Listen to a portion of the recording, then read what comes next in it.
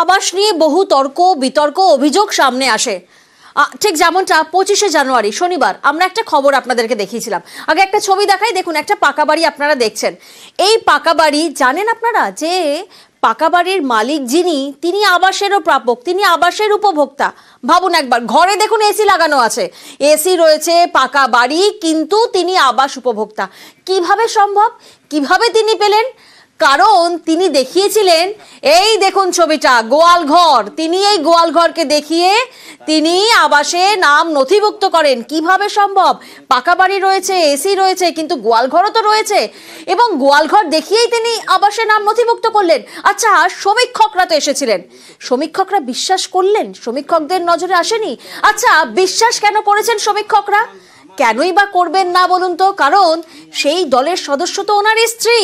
ভাবুন একবার, দাসপুরে সমীক্ষক দলের সদস্য স্ত্রী, আর স্ত্রীর কারসাজিতে স্বামীর নাম আবাসে নথিভুক্ত হয়েছে, যার কারণে পাকা বাড়ি রয়েছে, তারপরেও বাংলার বাড়িতে নাম। স্ত্রী, যেদিন আমরা এই খবরটি দেখিয়েছিলাম অর্থাৎ 25শে জানুয়ারি, সেদিন কিন্তু স্ত্রী অস্বীকার করেছিলেন। শোনাই আপনাদের। আমি সার্ভে করেছিলাম, আমার উপর আমি শুধু ঘর চিনি দিয়া, এটা বামাচাকির বাড়ি, সার্ভের কাজ করছিল। হ্যাঁ, অফিসার কাজ করেছে, সার্ভের দায়িত্ব দিয়েছিল পশ্চিমবঙ্গ সরকার। আমরা জানি অফিসার কাজ করেছে, আশা কর্মীকে শুধু বাড়ি সরকার দিয়েছিল, কেন্দ্র সরকার। এইবারে লিস্টে বলা ছিল বাড়ি চিনানাটাও সার্ভে। বাড়ি চিনানাটাও সার্ভে, বাড়ি শুধু চিনানোর জন্য আগের বারে লিস্টে আমার পড়ে। আপনি আমার কথার উত্তর দিন, আপনার বকা আমি শুনবো না। আমার বকা শুনতে হবে। আমি কি বলছি, প্রথমবারে আমাকে যখন লিস্টে দেয়া হয়েছিল দায়িত্ব, তখন আমার সঙ্গে গন্ডগোল করেছিল পার্টিগত ব্যাপারে।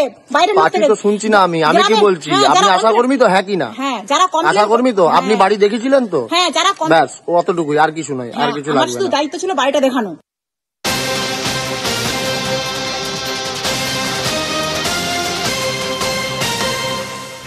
আর দেখুন, 25শে জানুয়ারি যে খবর আমরা দেখাই, সেই খবর দেখানোর জেরে নিউজ 18 বাংলার খবরের জের, বাংলার বাড়ির প্রথম কিস্তির টাকা ফেরত।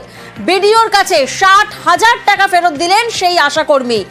দাসপুরের আশাকর্মী যিনি গোয়ালঘরকে দেখিয়ে বাংলার বাড়ির টাকা নেন, অবশেষে নিউজ 18 বাংলার খবরের জেরে বিডিওর কাছে 60,000 টাকা, প্রথম কিস্তির টাকা তিনি ফেরত দিচ্ছেন। দেখুন ছবিটা, আমাদের প্রতিনিধি সুকান্ত এই মুহূর্তে আমাদের সঙ্গে রয়েছেন।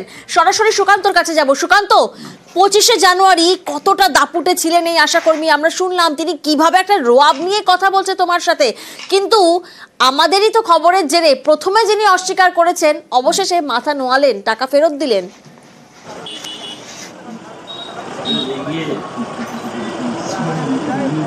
একদমই প্রিয়াঙ্কা, দেখো আমরা সেই যে খবর তুলে ধরেছিলাম 25শে জানুয়ারি, যেখানে দেখিয়েছিলাম একজন আশাকর্মী নিজে এই যে বাংলা আবাসের সমীক্ষক দলের সদস্য হয়ে নিজের পাকা বাড়ি থাকা সত্ত্বেও একটি গোয়াল ঘরকে নিজের স্বামীর বাড়ি দেখিয়ে তিনি আবাস যোজনার নাম তুলেছিলেন, এবং সেই নাম তোলার পরেই 60,000 টাকা তিনি পেয়েও গিয়েছেন, বাড়ির কাজও শুরু করেছেন। এলাকার মানুষের কাছ থেকে এই খবর পাওয়ার পর কিন্তু আমরা সেই খবর তুলে ধরেছিলাম দর্শকদের কাছে, আর তারপরেই দাসপুর 1 ব্লক প্রশাসন কিন্তু কড়া হাতে ব্যবস্থা নেয়। ওই আশাকর্মীকে কার্যত ডেকে পাঠানো হয়, শুধু তাই নয়, তার ব্যাংক অ্যাকাউন্ট সিজ করে দেওয়া হয় বলেও বিডিও জানিয়েছেন। তারপরে কিন্তু ওই আশাকর্মী বিডিওর কাছে এসে প্রথম কিস্তি 60,000 টাকা ফেরত দিয়েছেন। এক কথায় নিউজ 18 বাংলার খবরে সিলমোহর পড়েছে প্রশাসনের পক্ষ থেকে।